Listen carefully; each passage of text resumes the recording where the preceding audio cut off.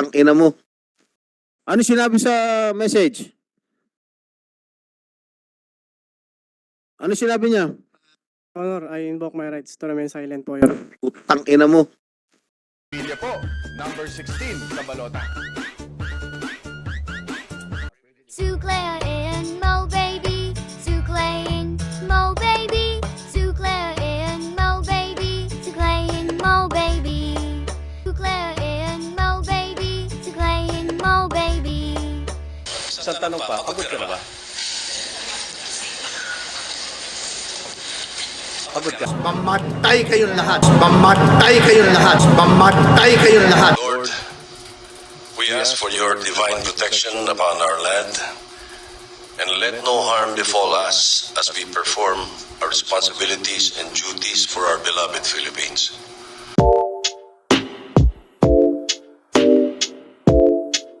Tinatanggap ko po ang aking nominasyon para sa 2025 senatorial election.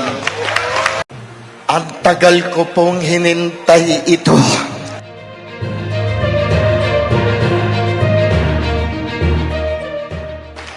Kung yung sinasabi nyo, mahal nyo si PRRD, ako, ibibigay ko ang buhay ko para sa kanya.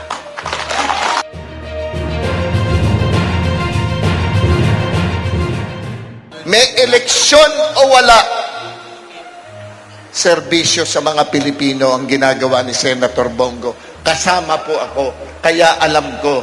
At noon pa man po, nagseserbisyo na rin po ako sa mga Pilipino.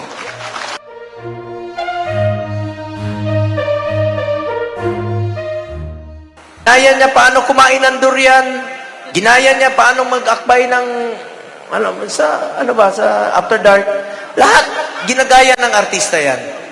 Pero hindi niya talaga napilit si Mayor. More than 50 times siya bumalik ng Davao. Alam niyo po, sa kakabalik niya ng Davao, nakapag-iwan po siya ng 4 na anak sa Davao. Hindi po kila. Bigyan mo mic si Philip para makasagot. Alam niyo, binabalaan ko lang po kayo. Please lang po, sa lahat ng magaganda dito, lumayo kayo kay Philip Salvador. Ayaw ko na po madagdagan ang kanyang 31 na anak. Mamatay kayong lahat.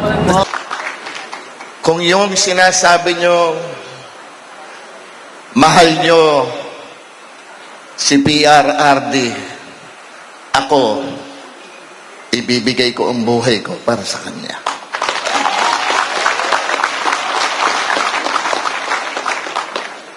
Nagkakilala po kami 2003 together with our Senator now, Christopher Lawrence Tesoro Bongo.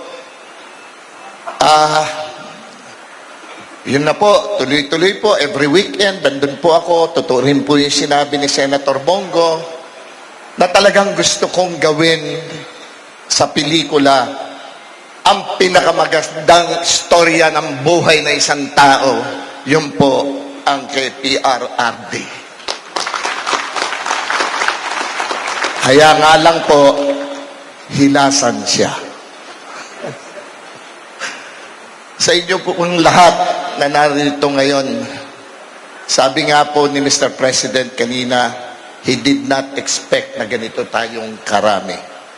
Alam niyo po, yung pagpunta niyo dito, ang nagpapunta sa inyo, dito ang Panginoon Diyos. Dahil gusto niyang suportahan niyo ang PDP. Medyo lumakas yata ang boses ko. Na-excite lang kayo naman, oo. Matagal na po kami magkaibigan ni Senator Bongo. As a matter of fact, 21 years na po kami magkaibigan. Hindi ko iniwanan ang taong yan. Alam nyo noon, nung siya'y nangangampanya noong 2019, kabado yan, nagbabasa, binabasa lahat yung sinasabi niya. Parati ko siya sinasabihan, partner, mag-down ano ka na lang, kung ano na lang yung nasa puso mo, sabihin mo. Sabi niya, partner, ano pa lang ako, umpisa pa lang ito, pero mawawala din yan. True enough po, nung maging senador siya, spontaneous na po ang kanyang mga sinasabi. Talagang mararamdaman mo ang sinasabi niya na nanggagaling sa puso.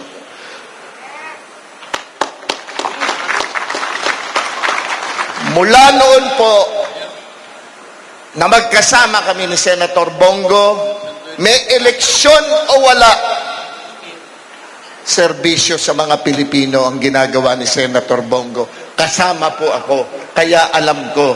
At noon pa man po, nagseserbisyo na rin po ako sa mga Pilipino. Hindi po ako nagmamagaling. Kay Senator Bongo po,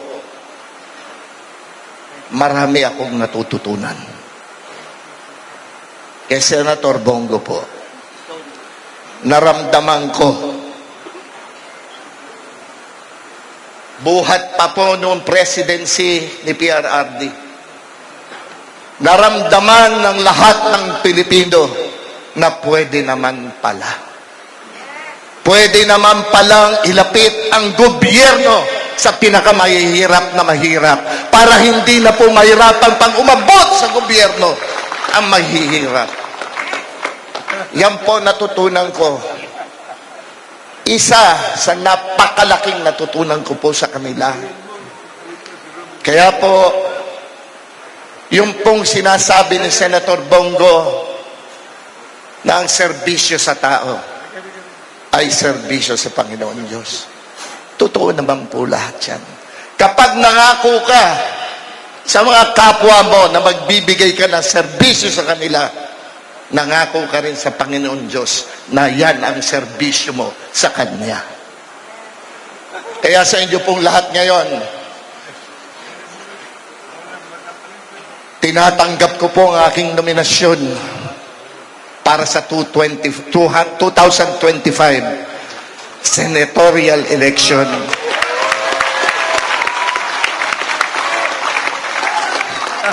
Salamat po. Mananatili po ako sa PDP hanggang sa huli kong hininga. Tandaan niyo po yan. Maraming salamat po.